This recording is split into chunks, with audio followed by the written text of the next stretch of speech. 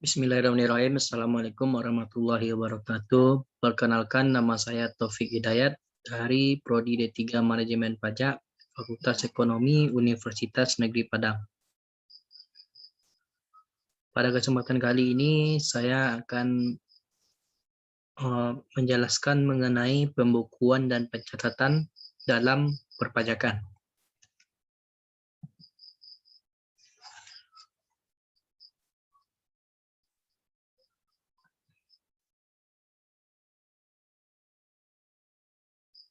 Dengan dosen pengampu Bapak Dovi Septiari, SE, MSCHK, dengan mata pelajaran pemeriksaan pajak.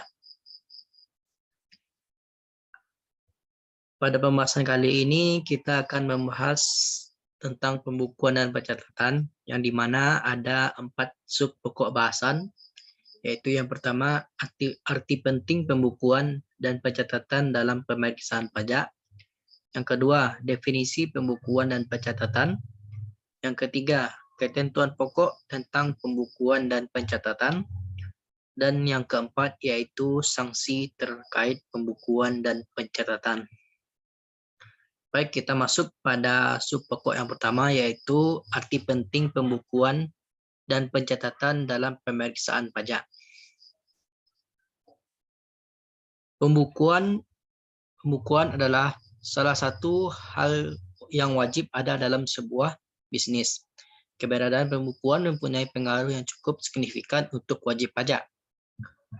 Tak heran jika penerapan pencatatan dan pembukuan pajak ini menjadi sangat penting. Adapun alasan kenapa pembukuan ini sangat penting untuk wajib pajak adalah sebagai berikut. Yang pertama, adanya pembukuan akan membuat wajib pajak lebih mudah ketika proses menghitung dan memperhitungkan serta melapor pajak terutang, baik itu pada SPT masa atau SPT tahunan. Yang kedua, adanya pembukuan membuat perhitungan pajak terutang menjadi lebih akurat dan terpercaya sehingga wajib pajak tidak perlu bingung ketika menghitung pajak terhutangnya. Yang ketiga, apabila wajib pajak tidak bisa menunjukkan dokumen pembukuan atau pencatatan ketika proses pemeriksaan terjadi yang mengakibatkan penghasilan kena pajak tidak bisa dihitung, maka proses penghitungan bisa dilakukan berdasarkan jabatan sesuai data lain yang didapat ketika proses pemeriksaan dilakukan. Yang keempat, keberadaan pembukuan memberikan informasi yang lengkap mengenai kondisi dan posisi keuangan serta kemajuan bisnis dari wajib pajak. Dengan begitu, wajib pajak bisa dengan mudah mengetahui besarnya keuntungan yang dihasilkan oleh bisnisnya dan membuat strategi bisnis ke depannya. Selanjutnya yaitu memudahkan dalam proses perhitungan PPh dan PPNBM. Selanjutnya, memudahkan proses pembayaran pajak selain bermanfaat dan membantu dalam menentukan besarnya pajak yang harus dibayar, adanya pembukuan juga bisa membantu memudahkan pembayaran pajak. Baik, itulah arti penting dari pembukuan dan pencatatan di bidang perpajakan. Kita masuk pada sub pokok pembahasan yang kedua, yaitu definisi pembukuan dan pencatatan. Menurut undang-undang, pembukuan bisa diartikan sebagai sebuah proses pencatatan yang teratur dilakukan demi mengumpulkan informasi dan data keuangan yang meliputi harta, modal, kewajiban, penghasilan, biaya, total harga perolehan, dan penyerahan barang maupun jasa. Sedangkan pencatatan yaitu terdiri atas data yang dikumpulkan secara teratur tentang peredaran atau penerimaan bruto sebagai dasar untuk menghitung jumlah pajak yang terhutang, termasuk penghasilan yang bukan objek pajak dan atau dikenai pajak yang bersifat final. Baik pencatatan maupun pembukuan harus diselenggarakan dengan memperhatikan itikat baik dan mencerminkan keadaan atau kerugian kegiatan usaha yang sebenarnya, dan dengan menggunakan huruf Latin, angka Arab, satuan mata uang rupiah, dan disusun dalam bahasa Indonesia atau dalam bahasa asing yang diizinkan oleh Menteri Keuangan. Baik, itulah definisi mengenai pembukuan dan pencatatan. Kita masuk pada subpokok yang ketiga, yaitu ketentuan pokok tentang pembukuan dan pencatatan. Nah, berikut beberapa ketentuan pokok mengenai pembukuan dan pencatatan. Yang pertama yaitu yang wajib menyelenggarakan pembukuan. Yang wajib melakukan pembukuan yaitu wajib pajak badan atau WP badan. Yang kedua, wajib pajak orang pribadi yang melakukan kegiatan usaha atau pekerjaan bebas, kecuali wajib pajak orang pribadi yang peredaran brutonya dalam 1 tahun kurang dari 4,8 miliar. Yang kedua, yaitu yang wajib menyelenggarakan pencatatan, yaitu wajib pajak orang pribadi yang melakukan kegiatan usaha atau pekerjaan bebas yang peredaran brutonya dalam 1 tahun kurang lebih 4,8 miliar. Dan menghitung penghasilan neto dengan menggunakan norma perhitungan penghasilan neto dengan syarat memberitahukan ke Direktorat Jenderal dalam jangka waktu 3 bulan pertama dari tahun pajak yang bersangkutan. Selanjutnya yaitu wajib pajak ulang orang pribadi yang tidak melakukan kegiatan usaha atau pekerjaan bebas. Jadi itulah 2 orang yang wajib menyelenggarakan pencatatan. Selanjutnya yaitu syarat-syarat penyelenggaraan pembukuan dan pencatatan. Adapun syarat-syaratnya yaitu diselenggarakan dengan memperhatikan itikat baik dan mencerminkan keadaan atau kegiatan usaha yang sebenarnya. Yang kedua, diselenggarakan di Indonesia dengan menggunakan huruf Latin, angka Arab, satuan mata uang rupiah, dan disusun dalam bahasa Indonesia atau dalam bahasa asing yang diizinkan oleh Menteri Keuangan.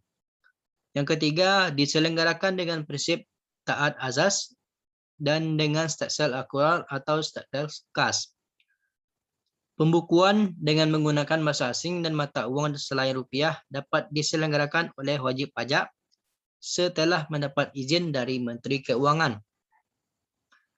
Yang kelima yaitu pembukuan sekurang-kurangnya terdiri atas catatan mengenai harta, kewajiban, modal, penghasilan dan biaya, serta penjualan dan pembelian, sehingga dapat dihitung besertanya pajak yang terutang. Adapun tujuan dari penyelenggaraan pembukuan atau pencatatan yaitu yang pertama, untuk pengisian SPT. Yang kedua, untuk perhitungan penghasilan kena pajak. Yang ketiga yaitu perhitungan PPN dan PPNBM. Dan yang keempat yaitu penyelenggaraan pembukuan juga untuk mengetahui posisi keuangan dan hasil kegiatan usaha atau pekerjaan bebas. Dan beberapa tujuan-tujuan lainnya. Baik, itulah ketentuan pokok tentang pembukuan dan pencatatan. Kita masuk pada subpokok pembahasan yang terakhir yaitu sanksi terkait pembukuan dan pencatatan.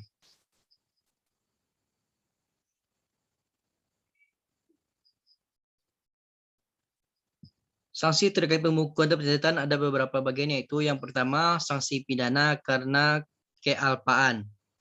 Setiap orang yang karena kealpaannya menyampaikan SPT atau kelupaannya menyampaikan SPT, tetapi isinya tidak benar atau tidak lengkap atau melampirkan keterangan yang isinya tidak benar, sehingga dapat menimbulkan kerugian pada pendapatan negara, dan perbuatan tersebut merupakan perbuatan setelah perbuatan yang pertama kali, sebagaimana dimaksud dalam pasal 13A. Hukumannya yaitu didenda paling sedikit 1 kali jumlah pajak terutang yang tidak atau kurang dibayar dan paling banyak 2 kali jumlah pajak terutang yang tidak atau kurang dibayar, atau dipidana kurungan singkat 3 bulan atau paling lama 1 tahun. Yang kedua yaitu sanksi pidana dengan sengaja.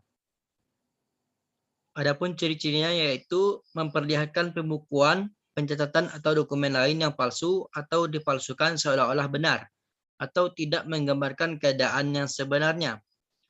Yang kedua, tidak menyelenggarakan pembukuan atau pencatatan di Indonesia, tidak memperlihatkan atau meminjamkan buku, catatan, atau dokumen lain.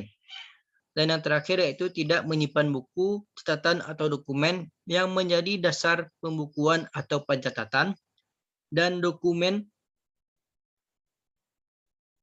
lain termasuk hasil pengolahan data dari pembukuan yang dikelola secara elektronik atau diselenggarakan secara program aplikasi online di Indonesia. Adapun hukumannya yaitu dipidana dengan pidana paling singkat 6 bulan dan paling lama 6 tahun, dan denda paling sedikit 2 kali jumlah pajak terutang yang tidak atau kurang dibayar, dan paling banyak 4 kali jumlah pajak terutang yang tidak atau kurang bayar. Baik, itulah sanksi terkait pembukuan dan pencatatan pajak. Baik, itulah penjelasan saya mengenai pembukuan dan pencatatan di bidang perpajakan. Saya Taufik Hidayat, mohon undur diri. Assalamualaikum warahmatullahi wabarakatuh.